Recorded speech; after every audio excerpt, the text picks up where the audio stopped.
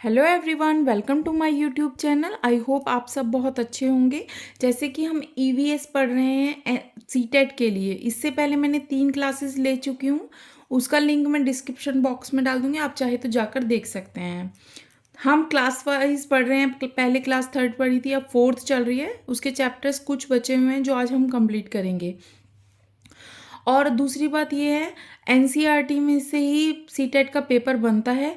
तो हम स्टार्ट करते हैं। देखिए, पोचमपल्ली ये चैप्टर क्लास फोर्थ का ही है, लेकिन इससे पहले एक चैप्टर मिड डे मील के बारे में भी क्लास फोर्थ में कुछ दिया हुआ है। 15 अगस्त 1995 में राष्ट्रीय पोषण सहायता के रूप में शुरुआत की गई। जो मिड डे मील आया वो कब आया था? 15 अगस्त 1995 में। पर 2001 में सुप्रीम कोर्ट के निर्देश यह योजना पका हुआ भोजन बन गई। मतलब पहले क्या होता था, बच्चों को जैसे बिस्किट का पैकेट दे दिया या आप कुछ भी सूखा खाना दे देते थे। पर अब 2001 से क्या हुआ, आप पका हुआ भोजन देंगे बच्चों को, जैसे स्कूल में चलता भी है। प्राथमिक स्तर पे जो खाना देना है उसमें 450 तो कैलोरी होनी चाहिए और 12 ग्राम प्रोटीन होना चाहिए। और उच्च प्राथमिक स्तर के जो बच्चे हैं उनके लिए 700 कैलोरीज और 20 ग्राम प्रोटीन होना चाहिए। अब हमारा आता है नेक्स्ट चैप्टर, पोचमपल्ली। पोचमपल्ली कहाँ पे है? ये आंध्र प्रदेश में एक जिला है। एक मुक्तापुर गांव है जिसमें पोचमपल्ली जिले में ज़्यादातर जो परिवार हैं वो बुनकर हैं। बुनकर मतलब वीवर, जो कढ़ाई बुनाई वगैरह करते हैं वो लोग। इसलिए यहाँ की बुनाई को पोचमपल्ली कहा जाता है। पोचमपल्ली की बुनाई की तरह कुछ अन्य इलाकों में खास चीज़ें जो प्रसिद्ध हैं, जैसे कुल्लू की शॉल, मधुबनी बिहार की पेंटिंग, असम की सिल्क, कश्मीरी कढ़ाई।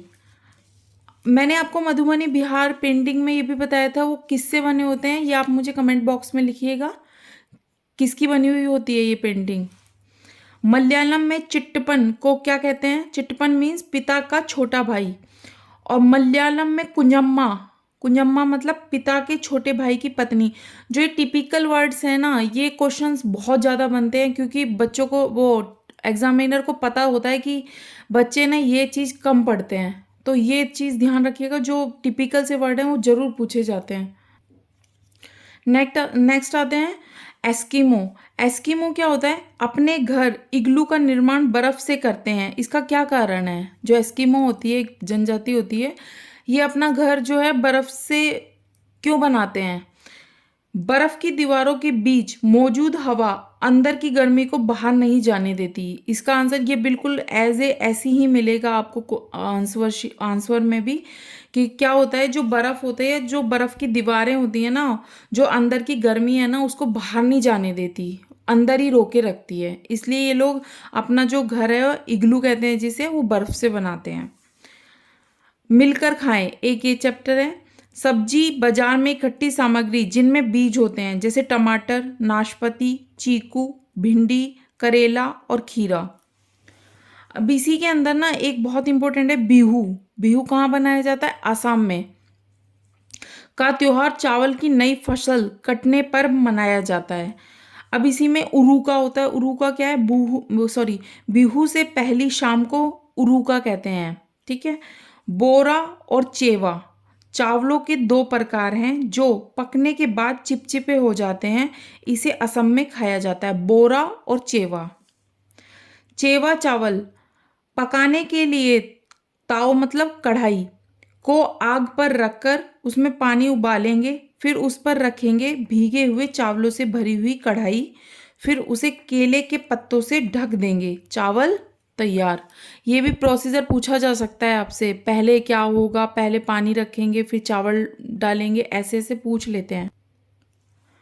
देखिए, मोस्ट इम्पोर्टेंट है, मुझे लगता है सीटेट नहीं, हर पेपर में ही पूछे जाने लगे हैं। फोक डांस, क्लासिकल डांस, ये पूछे ही जाते हैं। तो हमारे इंडिया में 8 क्लासिकल डांस हैं। कौन कौन से? तमिलनाडु, तमिलनाडु में क्या होता है? भरतनाट्यम। आंध्र प्रदेश में कुचिपुड़ी। आंध्र मतलब देखिए, आंध्र से याद रखिएगा आधा। कुचिपुड़ी मतलब कच्ची पूड़ी। आंध्र प्रदेश में क्या खाई जाती है? कच्ची पूड़ी, कुचिपुड़ी। ठीक है, एक ट्रिक है, उससे शायद आपको ये याद हो जाए। उत्तर प्रदेश में कथक। अब देखिए, केरला के ना 2 हैं, केरल में 2 डांस हैं, एक है मोहिनी अट्टम, एक है कथकली। देखिए, आपको पता है केरल में जो गर्ल्स की सेक्स रेशो है वो ज़्यादा है। केरल में लड़कियां आपको ज़्यादा मिलेगी लड़कों से। तो आप उसी से ही ना इमेजिन कर लीजिए, जैसे मोहिनी एक लड़की का नाम है ना, तो मोहिनी कहाँ, केरल।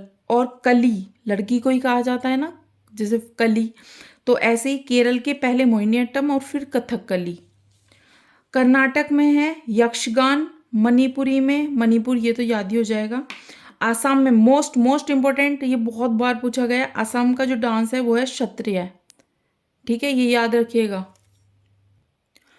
नेक्स्ट चैप्टर है होम एंड अब्रॉड, दूर देश की बात। एक आबू धाबी भी बोलते हैं इसको, एक अबू धाबी भी बोलते हैं। आबू धाबी कहाँ का है, यूएई के, यूएई में एक जगह है आबू धाबी। आबू धाबी की जो मुद्रा है वो है दिरहम। दिरहम याद रखिएगा, क्वेश्चन आया था कि आबू धाबी की मुद्रा को क्या कहा जाता है, तो दिरहम, जिसमें अरबी भाषा में कुछ लिखा जाता है। यह रेगिस्तानी इलाके में है। गर्मी की वजह से वहाँ के लोग ढीले ढाले सूती कपड़े पहनते हैं। और यहाँ पानी पेट्रोल से महंगा है, मतलब पानी महंगा है पेट्रोल से भी। पूरा शरीर और सिर भी ढक कर रखते हैं। अधिकांश खजूर के पेड़ ही पाए जाते हैं। खजूर मतलब डेट्स, यहाँ पे डेट्स के जो पेड़ हैं वो सबसे ज़्यादा पाए जाते हैं। आबू धाबी में स्थानीय भाषा अरबी है। एक बार ये क्वेश्चन भी बना था कि यहाँ पे जो पहाड़ हैं वो रेत से बने होते हैं और रेत के टीलों को क्या कहते हैं, सैंड ड्यून्स कहा जाता है। तो ये ध्यान रखिएगा। तो ये क्वेश्चन आया था कि रेत के टीले कहाँ पाए जाते हैं, तो आबू धाबी में पाए जाते हैं। तेज पत्ता, छोटी इलायची, बड़ी इलायची, काली मिर्च आदि केरल में उगाए जाते हैं। मैंने आपको पहली क्लास में बताया था मसालों की रानी कौन सा स्टेट है, केरल। हमारे देश के किस राज्य के अधिकतर लोग नारियल के तेल में पकी हुई समुद्री मछली खाना पसंद करते हैं? हमने 3 राज्य पढ़े थे, गोवा, तमिलनाडु और केरल। तो इसका आंसर गोवा। लद्दाख, अब आते हैं लद्दाख पे। देखिए ये 3 नाम है, आमाले, आबाले, मेमेले। आमाले मीन्स होता है माँ को कहते हैं लद्दाख में आमाले। आबाले मीन्स होता है पिता, पिता को कहते हैं आबाले। और मेमेले मतलब दादाजी। ठीक है। यह उत्तरी भाग के जम्मू एंड कश्मीर प्रांत में एक धरातल है जो उत्तर में कराकोरम पर्वत व दक्षिण में हिमालय पर्वत के बीच स्थित है। लद्दाख की बात कर रहे हैं। अब हम आते हैं क्लास 5th पे। क्लास 5th का पहला जो चैप्टर है वो जानवरों के बारे में दिया गया है। तो क्लास 3rd में जो था इन्फॉर्मेशन, और क्लास 4th और क्लास 5th में मैंने मर्ज करके उनके कुछ सब पॉइंट्स बना दिए हैं छोटे छोटे, और इन्हीं से क्वेश्चन बन जाता है। जैसे जानवरों में भी देखने, सुनने और सूंघने और महसूस करने की शक्ति होती है। चींटियां चलते समय जमीन पर कुछ गंध ऐसी छोड़ती है जिसे सूंघकर पीछे आने वाली चींटियों को रास्ता मिल जाता है। 3rd पॉइंट है, रेशम का कीड़ा अपनी मादा को उसकी गंध से कई किलोमीटर दूरी से ही पहचान लेता है। रेशम के कीड़े की खेती को क्या कहा जाता है, सेरीकल्चर, ये भी ध्यान रखिएगा। एक कुत्ता दूसरे कुत्ते के मलमूत्र की गंध से जान लेता है कि उसके इलाके में बाहर का कुत्ता आया था।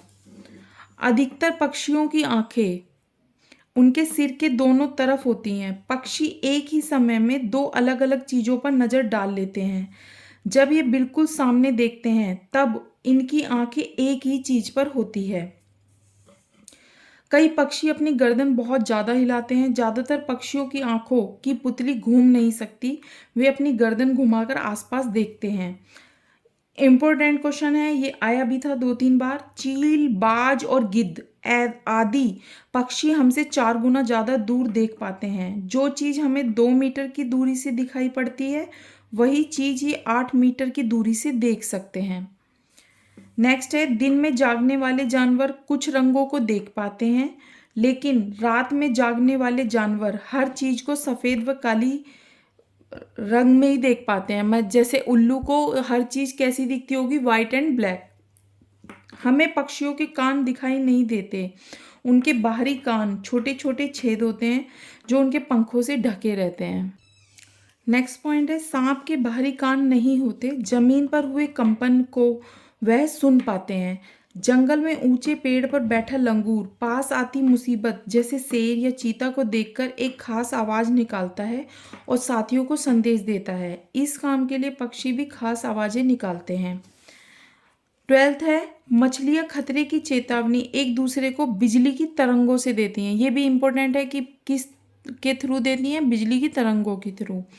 कुछ जानवर तूफान या भूकंप आने से कुछ समय पहले अजीब हरकतें करने लगते हैं। आपने देखा होगा जब कोई डॉग होता है तो वो बहुत तेज तेज भौंकना लग जाता है, मतलब आपके घर पे हो जैसे अर्थक्वेक या तूफान वगैरह आने लगता है तो वो ना बहुत अलग ही बिहेव सा करने लग जाते हैं। Sloth, most most important question मैंने आपको एक बताया था रेगिस्तानी ओक वाला, और एक ये स्लॉथ। इन दोनों क्वेश्चन को तो आप घोल के पी जाइए, सच में मत पी जाइएगा। लेकिन ये है, ये क्वेश्चन ऐसे हैं जो सीटेट में मुझे लगता है हर बार ही पूछे जाते हैं, चाहे एक लाइनर में आए, चाहे वो आपको कई पॉइंट्स दे दे और पूछ ले इनमें से उसकी स्टेटमेंट कौन कौन सी है। तो इन क्वेश्चंस को बहुत ध्यान से पढ़िएगा। ईवीएस में ना आपको एक एक चीज़ को ना बहुत अच्छे से पढ़ना पड़ेगा, क्योंकि अब जो क्वेश्चन आते हैं ना वो स्टेटमेंट वाइज आने लग गए हैं। स्लॉथ, ये भालू जैसा दिखता है पर भालू नहीं है। ये दिन में करीब 17 आवर्स सोता है। ये क्वेश्चन ना केवीएस में आया था कि स्लॉथ कितने घंटे सोते हैं, तो ये वहाँ 7 आवर्स भी था एक, तो बच्चे ना कई 7 आवर्स लगा के आ गए थे, तो ध्यान रखिएगा 17 है, 17 आवर्स सोता है ये जिस पेड़ पर सोते रहते हैं उसकी पत्ती खाकर पलते हैं, इसलिए इन्हें कहीं और जाने की ज़रूरत नहीं पड़ती। जब ये अपने पेड़ के सारे पत्ते खा लेते हैं तभी पास के पेड़ पर जाते हैं। लगभग 40 वर्ष के अपने पूरे जीवन में ये मुश्किल से 8 पेड़ों पर घूमने की तकलीफ उठाते हैं। ये सप्ताह में एक बार ही सोच करने के लिए पेड़ से उतरते हैं। देख रहे हो कितने आलसी हैं, मतलब एक बार ही उतरेंगे पेड़ से। ठीक है, अब ये जानवर और ये है उनके सोने का समय। जैसे गाय 4 आवर्स सोती है, अजगर 18 आवर्स और जिराफ 2 आवर्स और बिल्ली 12 आवर्स। तो अजगर सबसे ज़्यादा सोता है। अब आते हैं बाघ पे। बाघ क्या है? बाघ अंधेरे में हमसे 6 गुना बेहतर देख सकता है। बाघ की मूछें हवा में हुए कंपन से भाप लेती है और उसे शिकार की बिल्कुल सही स्थिति का पता चल जाता है। इससे उन्हें अंधेरे में रास्ता ढूंढना में भी बहुत मदद मिलती है। बाघ अपने इलाके में मूत्र करके अपनी गंध छोड़ते जाते हैं। यह इलाका कई किलोमीटर बड़ा भी हो सकता है। एक बाघ किसी दूसरे बाघ के मूत्र की गंध को झट से पहचान लेता है। फिर उस इलाके में घुसना और है या नहीं बाघ की अपनी मर्जी होती है। बाघ मौके के अनुसार अपनी आवाज़ बदलता रहता है। गुस्से में अलग आवाज़ और बाघिन को बुलाना हो तो अलग आवाज़, कभी कहराना और कभी गुर्राना। बाघ का गुर्राना 3 किलोमीटर की दूरी तक सुना जा सकता है। बाघ हवा से पत्तों के हिलने और शिकार के झाड़ियों में हिलने से हुई आवाज़ में अंतर भाप लेता है। बाघ के दोनों कान बाहर की आवाज़ इकट्ठा करने के लिए अलग अलग दिशाओं में बहुत ज़्यादा घूम जाते हैं। ये इम्पोर्टेंट है। हाथी को उसके दांतों, गैंडे को सींग और शेर, मगरमच्छ और सांप को उनकी खाल के लिए मार दिया जाता है। कस्तूरी हिरन जो मस्क डियर है उसको थोड़ी सी खुशबू के लिए मारा जाता है। ठीक है, अब ये कि उत्तराखंड का जिम कॉर्बेट नेशनल पार्क आपको पता होना चाहिए, सबसे पहला नेशनल पार्क है जो उत्तराखंड में है। राजस्थान के भरतपुर जिले में एक घाना नेशनल पार्क है। ये दोनों नेशनल पार्क एनसीईआरटी में दिए हुए हैं, तो याद रखिएगा। अब नेक्स्ट है सांपों की कहानियों से रिलेटेड एक चैप्टर है। तो सांपों को पकड़ने वाले और सांपों को अपनी बीन की धुन पर नचाने वालों को काल बेलियास कहते हैं। काल बेलियास लोग सांपों को अपनी पूंजी समझते हैं जिसे वे अपने आने वाली पीढ़ियों को भी सौंपते हैं। ये लोग सांपों को अपनी बेटियों की शादी में तोहफे के तौर पर भी देते हैं। काल बेलियास नाच में भी सांप जैसी मुद्राएं रखते हैं। हमारे देश में केवल 4 तरह के सांप ही जहरीले होते हैं, जैसे नाग, कॉमन कैरत कहते हैं इसे, कैरत, दुबोइया और अफाइयाँ। ये नाम भी याद रखिएगा, वह केवल 4 हैं जो जहरीले हैं। सांप जब किसी को काटता है तो उनके 2 खोखले जहर वाले दांतों से उस व्यक्ति के शरीर में जहर चला जाता है। इस जहर से बचने के उपाय हैं कि जिस व्यक्ति को सांप ने काटा है उसे तुरंत जहर के असर को खत्म करने वाली दवाई सीरम दी जाए। यह सीरम सांप के जहर से ही बनाया जाता है और सभी सरकारी स्वास्थ्य केंद्रों में मिलता भी है। अब एक खाना पचाने वाला भी चैप्टर है उससे रिलेटेड, जैसे कच्चा दूध कितनी देर में पचता है हमारे पेट में, 2 आवर्स 15 मिनट लेता है। उबला हुआ दूध 2 आवर्स लेता है। पूरी तरह उबला अंडा 3 आवर्स और 30 मिनट्स लेता है। जो कालाहांडी जिला है वो कहाँ है, उड़ीसा में है। अब एक रोगों से संबंधित भी मतलब विटामिन से हमें कौन कौन सी कमी होती है इससे रिलेटेड भी एक चैप्टर है। तो आपको ना विटामिन के बारे में पता होना चाहिए। जैसे विटामिन ए से होने वाली कमी है रतौंधी और जीरोपैलेथीमिया। विटामिन B1 बेरी बेरी होता है। विटामिन B2 त्वचा का फटना, आंखों का लाल होना। विटामिन B3 त्वचा पर दाद होना। विटामिन B5 बाल सफ़ेद होना और मंदबुद्धि होना। और विटामिन B7 से लकवा जैसे पैरालाइज हो जाता है, शरीर में दर्द, बालों का गिरना। विटामिन C से स्कर्वी, मतलब ये दांतों मसूड़ों की प्रॉब्लम होती है, स्कर्वी। Vitamin D rickets. और विटामिन E जनन शक्ति में कमी। विटामिन K रक्त का थक्का न जमना, मतलब अगर चोट लग जाए तो खून रुकेगा नहीं, बहता रहता है वो। विटामिन ऐसे पदार्थ हैं, क्या होते हैं विटामिन्स, जो हीनता जन्य रोगों से बचाव के लिए थोड़ी मात्रा में आवश्यक है, मतलब हमारे शरीर को लड़ने की पावर देते हैं विटामिन्स। अब है आत्रेयपुरम गांव कहाँ है, आंध्र प्रदेश में। मामिडी तांदड़ा किसे कहते हैं, आम पापड़ को। कहाँ पे, आंध्र प्रदेश में। आम पापड़ को क्या कहा जाता है, मामिडी तांदड़ा। शीशियों में अचार रखने से पहले शीशियों को धूप में सुखाया जाता है, क्यों? ये आपने कई बार देखा होगा, सीटेट में क्वेश्चन पूछा ही जाता है। अगर शीशी में थोड़ा सा रह जाए तो क्या होगा, नमी से अचार में फफूंदी लग जाएगी। आम को पूरे साल चलाने के लिए उसका अचार, आम पापड़, चटनी, टॉफ़ी, रस आदि कई चीज़ें बनाई जा सकती हैं। ठीक है। अब देखिए एक क्वेश्चन ये आपने एक क्वेश्चन भी देखा होगा, शिकारी पौधे जिसे हम निफेंथिस कहते हैं। ये क्वेश्चन भी बहुत आता है। कुछ ऐसे पौधे भी होते हैं जो चूहों, मेंढकों, कीड़े मकोड़े और छोटे जीवों का शिकार करते हैं। इन्हें निफेथिंस या घटपर्णी पौधा कहते हैं। सबसे ज़्यादा मशहूर है ये, कहाँ पाए जाते हैं हमारे, एक तो ऑस्ट्रेलिया में, इंडोनेशिया में और भारत के मेघालय राज्य में पाया जाता है। ये लाइनर ऐसे ही आपको स्टेटमेंट आएंगी, बहुत ध्यान से पढ़िएगा। इसका आकार लंबे घड़े जैसा होता है जिसके ऊपर पत्ती का ढक्कन लगा होता है। घड़े से खास खुशबू निकलती है। ऐसे एक क्वेश्चन आया था, आवाज़ निकलती है, ये सुगंध निकलती है, आवाज़ नहीं निकलती, खुशबू निकलती है, जिसकी वजह से कीड़े खींचे चले आते हैं। पौधे के ऊपर पहुंचते ही कीड़े अंदर फंस जाते हैं और बाहर नहीं निकल पाते हैं। Thank you so much. आज के लिए इतना ही, आगे हम कल पढ़ेंगे। और अगर आपको वीडियो अच्छी लगी हो तो लाइक कीजिएगा, सब्सक्राइब कीजिएगा। Thank you so much.